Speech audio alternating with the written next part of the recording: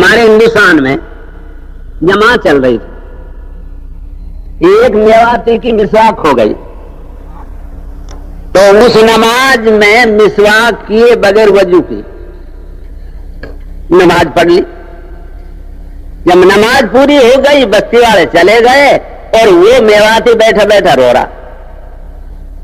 امیر صاحب نے پوچھا بھائی کیا درد، سر میں درد ہے، پیٹ میں درد ہے، کیا بات ہے کیوں رو رہے؟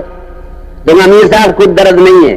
وہ پھر کہ یہ میرے جتنے ساتھی نے سب نئی باتیں مسواک کر کے وضو کی ہے اور یہ باتیں میری نماز بغیر مسواک کے وضو ہوئی ہے، بغیر مسواک کے ہوئی ہے. تو آپ لوگوں نے کتاب میں پڑھا تھا اور میں نے سنا تھا کہ جو مسواک کر کے نماز پڑھتا 70 درجے اونچی ہوتی ہے اور جو بغیر مسواک کر کے پڑھتا 70 درجے نیچی ہوتی ہے. تو میرے ساتھی 70 درجے اوپر چلے گئے، میں نیچے رہ گیا. امیر صاحب میں اس بنا پر رو رہا ہوں. تو میرے پیارے ہو، سنت کی نکانا باتیں اجر کے اعتبار سے آنی چاہیے. اسی کو کہتے ہیں دین پہ چلنا سیکھو.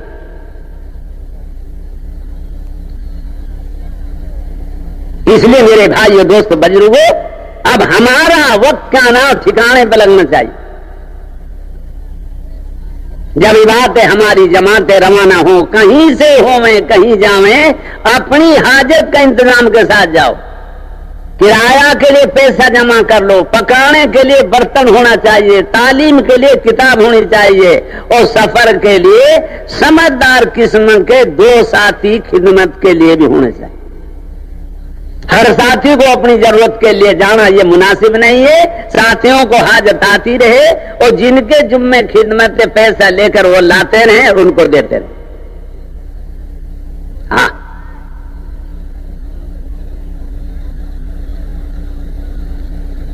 گاڑی میں سفر ہو، جہاز میں سفر ہو، موٹر میں سفر ہو، جب جماعت سامان کے ساتھ بیٹھ جائے جماعت کو متوجہ کرو.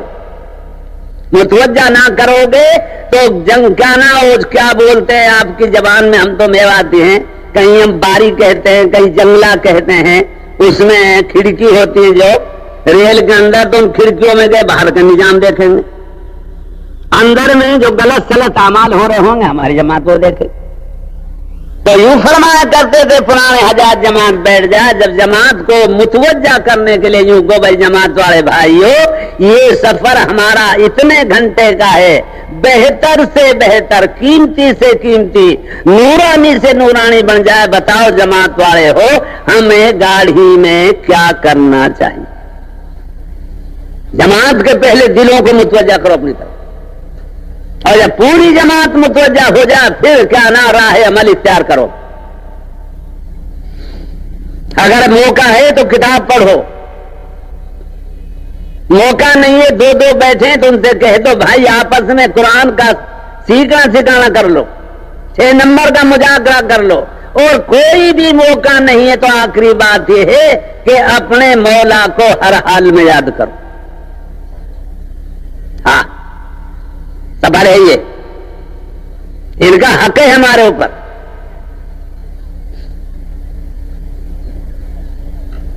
کہیں بھی کسی سواری سے اترنا سب سے پہلے سامان جمع کرو، اپنا اتار کے رکھ لو اور سامان کے آس پاس کھڑا ہو کے دعا مانگو. اور دعا مانگنے میں ہمارا ذہن میں کوئی بات ہونی چاہیے. یہ سنا ہے چاہے ملکوں میں جائیں، چاہے ضلعوں میں جائیں، چاہے گاؤں میں جائیں، 3 دن کی ہو چاہے بات سال کی جماعت ہو، سچ بتاؤ کام کا ہونا جماعت کے ہاتھ میں ہے یا کام کا ہونا اللہ کے ہاتھ میں؟ اللہ کے ہاتھ میں. تو اللہ سے مدد مانگو. ہماری دعا کا مفہوم ہے یہ. اپنی صلاحیت کی، اپنی قابلیت کی نفی کرو کہ اللہ ہم سے کچھ نہیں ہوگا، نہ کائز سے ہوا ہے نہ ہوئے گا، کرنے والی ذات تیری ہے، تو ہماری مدد کر. لفظ تو اپنے اپنے ہوں گے، ہماری مدد کر. آگے پرانے کہا کرتے تھے اگر اللہ نے مدد کا ارادہ کر لیا چاہے بالکل دیہات کی جب بے پڑھی جماعت ہو، اللہ کی مدد سے ہر کام آسان ہو جائے گا. اور رب نے مدد کا ارادہ نہ کیا، کتنی قابل صلاحیت کی جماعت ہو، مسئلہ اٹکا کا اٹکا رہ جائے گا. اصل کرنے والی ذات اللہ کی.